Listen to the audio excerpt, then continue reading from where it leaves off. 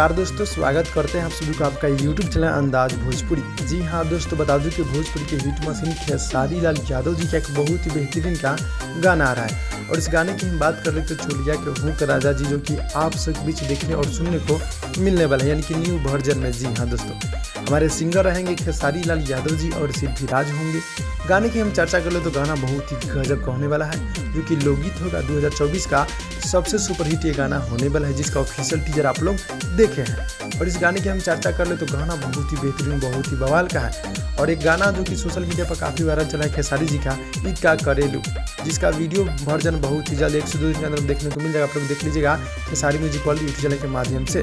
और इस गाने की हम बात कर ले तो वीडियो फिट की तो कोमल सिंह जी नजर आने वाली है चोलिया के हूँ राजा जी गाने में, और इस गाने को सिंगर खेसारी जी और शिल्पी राज सॉन्ग को पूरा करेंगे और ये गाना बहुत ही जल्द देखने को मिल जाएगा अलग कंपनी से। जी हाँ दोस्तों, ये लोकगीत है और इसकी हम चर्चा कर ले तो बहुत ही जल्द देखने और सुनने को आप लोग के बीच मिलने वाला है। आप लोग तैयार हो जाइएगा।